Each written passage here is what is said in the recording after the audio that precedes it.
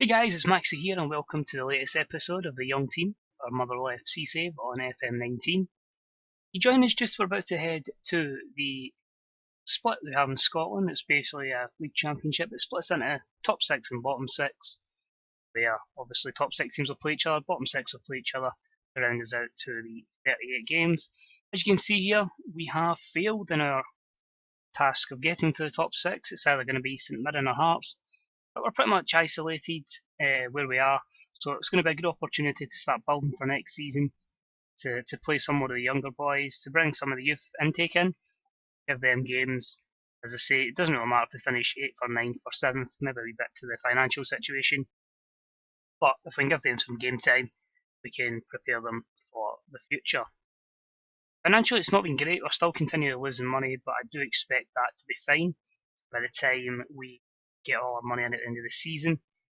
I've been trying to look at Bosmans to bring in, but there's nobody really fulfilling kind of criteria of player that I want. We did have a look at someone, I believe, that's playing for Doncaster, who was on a £500 a week contract. They wanted 2.7 from us. I'm really trying to stay within the means of 1.5k to 2k wages at the moment. So 5k available, we're hoping to spend that maybe 2-3 players. We can see here, we just got to go to wages. Aldridge and McCormack are on 2k. They'll go because they're loans.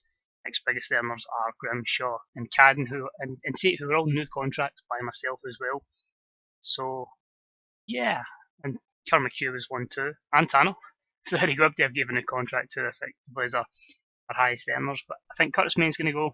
So I'll take his wages off and try and just look for someone that can score a bit more goals.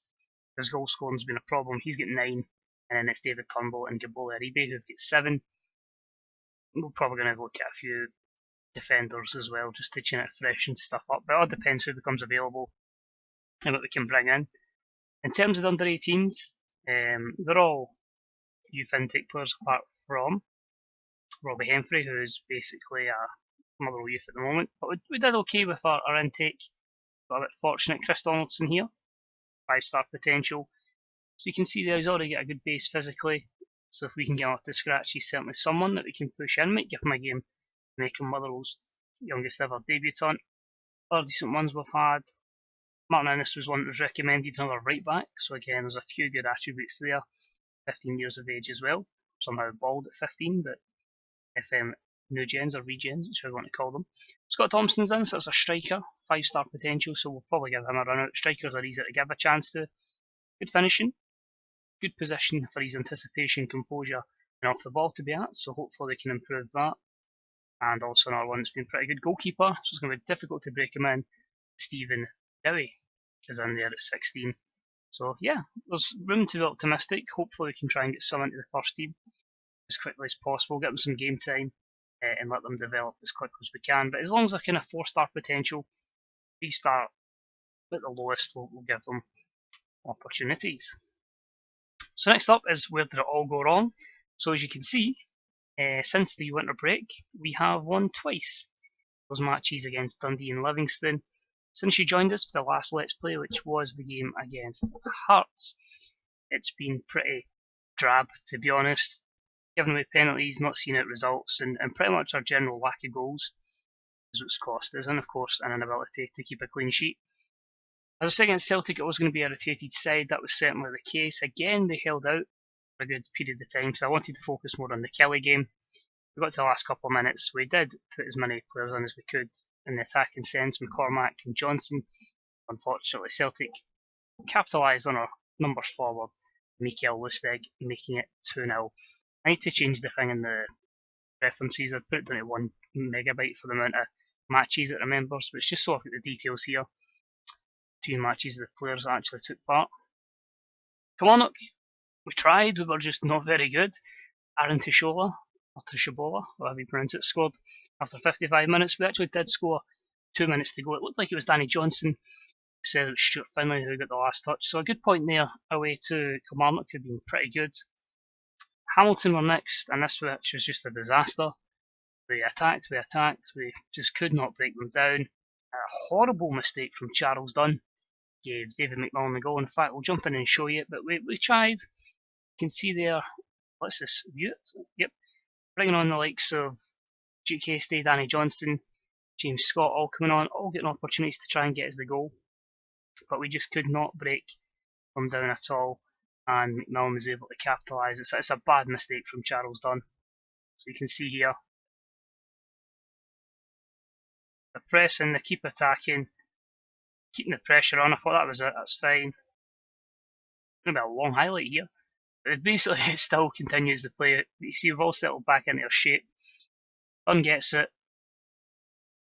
The actually maybe even blame it on Gillespie, but it hits the post anyway, the header back to the keeper, and McMillan slots it home. But that's what you're dealing with at this level, unfortunately, which is why we do need to look to improve.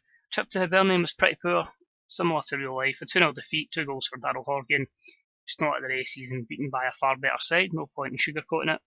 That is exactly what happened. St Johnstone was a frustrating one. They took the lead early on for a stunning Danny Swanson strike. We pushed and we pushed. They get Danny Swanson eventually sent off. Elliot Freer came on and scored. You can see there McCormack on, Hastie on, Freer on. Elliot brings it to 1-1. Murray Davidson then gets sent off for a second booking. It wasn't really a foul, if I'm honest, judging for what I saw. We continued to push. Tom Aldred went up top, but we just could not see a winning goal. Hence the 1-1. And last but not least, an early goal for Chris Cadden gave us a 1-0 against Aberdeen. But they pushed on, pushed us back, and we could not see it out. So Gary Mackay-Steven scoring to make it 1-1. So a very poor run of form. Will we get something against Rangers? It's probably quite unlikely, but we'll give it a try in this last game before the split. And that will allow us to run down the fixtures for the last 5 games, which hopefully should see some wins, as they'll be against the weaker teams in the league. A few folk struggling with fitness at the moment: Alan Campbell, Elliot Freer and Charles Dunn, because they've been out the first team for a bit. Craig Tanner's finally back in training. We might see him before the end of the season.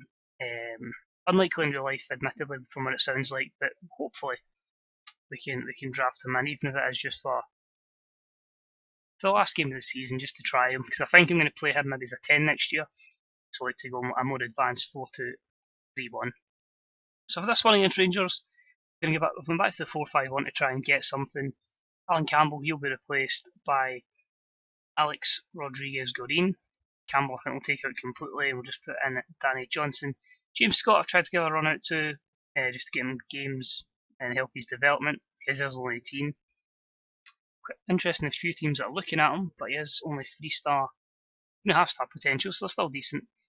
But we'll go with pretty much the team I've been using: Gillespie, Grimshaw, Aldred, Hartley, Tate, McHugh, Rodriguez gone beside David Turnbull, Cadden in the right, Gaboli in the left, Curtis Main up top. So it gives you some decent options in the bench. You can look at Hastie, Freer, Cormac Johnson. They're all very versatile players, so it does give us some options.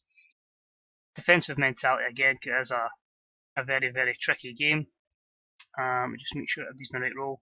We'll change Alex Rodriguez just to a defending central midfielder. So it is pretty much impossible that we do, as I say, well, we can't make the top 6, that's mathematically impossible. So really just hoping to see if we can claw up to Hearts, take on Hibernian. Oh, so there's a good chance that Mum do make the top 6. I've actually been intrigued to see who does make that battle, but Celtic can also win the league as well.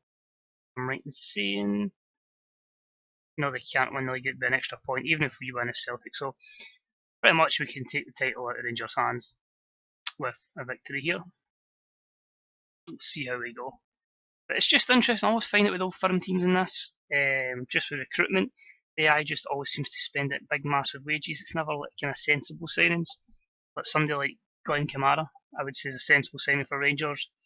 Low wages and pretty damn decent player. But the old firm in this will tend to go for older players or folk for the continent. But no, like, your hidden gems. It's like folk you've heard of, but they're on like 40, 50 grand a week. And let's be honest, not in this day and age are we going to see anyone playing for either Rangers or Celtic on 50k a week. I'd be very surprised if it ever does happen.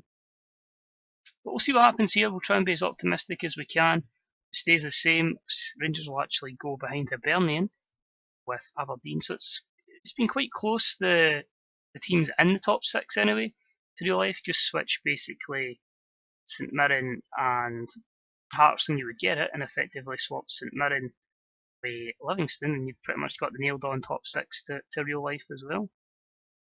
So look here, it's a ball in, too many folk just looking at each other.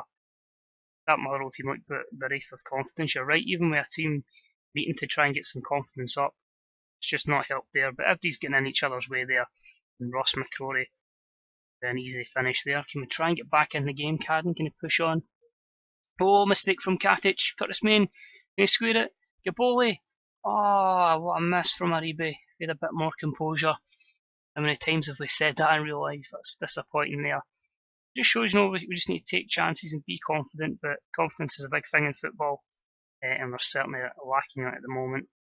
I don't know what system will probably change to at the end of the season, because once we get into the bottom six against easier teams, we may just look to go a more attacking formation. Main with the header, and it's just over. I quickly changed that 4-2-3-1 as I say going into the split. As I say, you're already planning for the next season, so the likelihood is Curtis Main won't be here. Freer wants far too much of a wage increase that I'm willing to give him for somebody that doesn't start, so I imagine he'll be gone as well. Aribi's playing well, he's creating stuff, but unfortunately Curtis Main again failing to put it in the back of the net. But it's encouraging. Again, Aribi's somebody I'd love to bring back next season, but I'd be very, very surprised if I've got the finance and resource to make that deal happen. So it's been mostly us on the ball, but not really creating much, but look good on the counter. Rangers, as I say, will always be kind of dangerous when you get some of the players they've got. Gresta with a chance. There's someone who just seems far better in this game than he does in real life. I know it's part of my challenge when I went Rangers. He was pretty much the marquee man. So look here. I want to go a little bit better mentally. I'm going to change that to cautious instead of defensive. We'll keep as it is just now, but I imagine you're likely to see Hastie, Freer, and maybe McCormack. I'd love to utilise McCormack a lot more, but truthfully, he's just never really fit into the style of football that I want to play. He's just never. When you look at a 4-3-3, just doesn't fit in that. But maybe the 4-2-3-1 next year would have been perfect, but as I say, that's pretty much held in reserve for Big Tanner coming back. Make our first change in the 60-minute mark. Chrissy Cadden's only a 6.3, so that'll be hitting his day. And he'll be replaced by Jake Hastie. See if we can get something from Jake. If we can maybe cause Barisic some problems. Hearts have managed to turn it around. One more goal for Hearts, and they would make the top 6. We've got a few fatigue players. Jermaine Defoe's on at third park, so we're going to take off David Turnbull, and we're going to go a bit more direct. So Danny Johnson's going to come on. I'd rather use Danny Johnson than McCormack. That says a lot just about how he doesn't fit into a system at all in this, and it is pretty much going to be a 4-4-2, aggressive 4-4-2, you could say. May as well try and play positive and go for it. McHugh's struggling as well in the middle of the park. So we'll take him off, and it's going to be Liam Donnelly that'll come on for Carol McHugh, and Grimmy will come in and play in the middle of the park, and Donnelly will play at right back. So we'll see what happens. But I'm hoping, as I say, in the summer we can just properly sort out who's going to be the left back, who's going to be the right back. I'm hoping Seaman will come in. He'll be permanent right back. Tate can just fill in at left back. And any plans we make can, of course, change. If a bid comes in for Richard Tate, we'll have to consider it, but we'll see what happens with that with any other player. Of course, our financial situation. Can we at least get one chance on a counter? Davis, Defoe with a header. It's just wide. We'll go to very attacking. Gung ho. 2 minutes to go. I've just accidentally clicked on Ryan Jack for some reason. Rangers seem quite happy to contain possession, just run the clock down and frustrate us. It is going to be that small, stupid mistake, switching off at the set piece, that has cost us. And of course, the chances we had with Curtis Main, just wasn't able to take them. But poor performances from Alfredo Morelos and Chris Cadden, both teams, but man of the match, and really the only guy with a bit of quality on show was Ross McCrory. So our horrible run continues. I'll try and keep morale high in the camp. We were board untouchable. It's no longer the case. So you can see there, Hearts miss out in the top 6 by a goal. So it's going to be us, Hearts, St Johnstone, Hamilton, Dundee and Livingston. You'd imagine Livy will go down. It'll be likely Dundee that'll be in the relegation playoff. If you wonder what's happening in the league below, Inverness pretty much secure, and then you're looking at probably Dundee United, Queen of the South, and one of Ayr and Ross County. Maybe if they get lucky, Morton, that'll be in that promotion playoff. So you go, Curtis Main hasn't scored in 8 matches. We haven't won in 9. So that's disappointing. But if you look at the board, they are very secure, they're happy. As I say, we just need to really work on the financial situation. But that Rangers game there gained us probably about 150k in finance. So as I say, I think we'll be fine. But yeah, people can say it's a terrible run of form. It certainly is, because it costs us the top 6. But if it helps us in our development going forward, you know, I'd said at the start of the save I wanted to finish top 10 in the first season, just to ensure we're in the division, and then start bringing in the younger players and properly getting our vision across. So we'll play on the next 5 games anyway. The last game against Hearts will be the next live playthrough, where we'll basically document that in a 2-part video, where I'll play the game, let you see some of the younger players that are going to get opportunities in that game. They'll get games as well against Dundee and Hamilton, but we'll also go through the various Player of the Year awards as well. But that's it for this episode. Cheers for watching. I hope you enjoyed it. Drop a thumbs up if you did. Any comments on this, Scottish Football in general, FM in general, let us know. Take it easy. Enjoy the rest of your day. Bye bye.